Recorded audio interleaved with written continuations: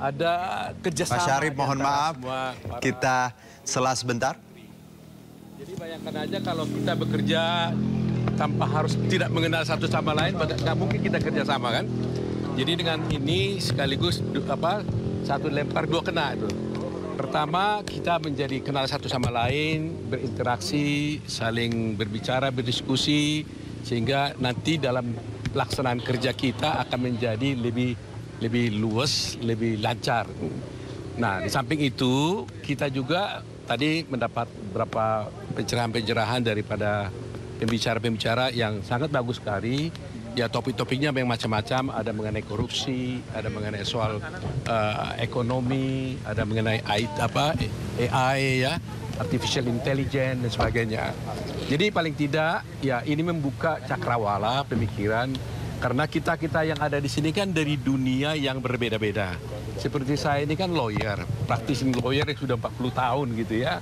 Tentu masuk dalam dunia birokrasi, kita kan mempunyai gambaran paradigma yang harus berbeda pula. Approaching-nya pun pasti juga akan berbeda pula. Nah, jadi dengan pertemuan ini saya luar biasa kagum dengan Pak Prabowo karena beliau membuat acara ini yang saya kira ini adalah patut dicontoh dan betul-betul membuat kita langsung saling mengenal dan cepat. Jadi kita berkomunikasi cepat melihat kerjasama baik antar instansi maupun antara pribadi. Nah, kalau kita sendiri tidak saling mengenal, tidak pernah bertemu, nggak mungkin kerjasama itu bisa dilakukan. Jadi prinsipnya Pak Prabowo adalah bagaimana kerjasama ini tetap dikedepankan karena tidak mungkin satu orang memikul semuanya.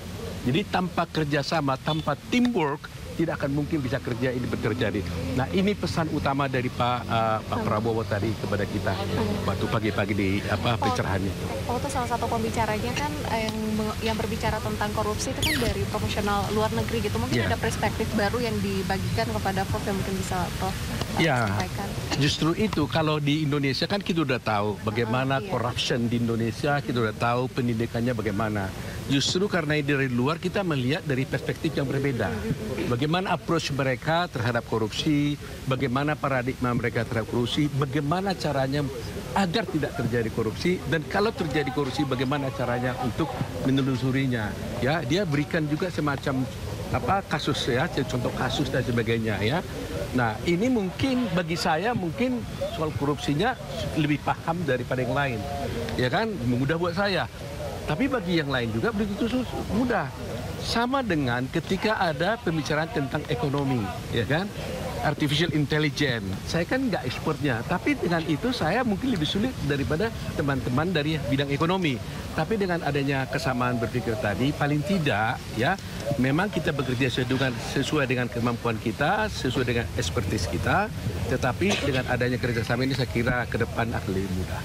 Itu saya kira ingin saya sampaikan. Siapa aja sih, Bang?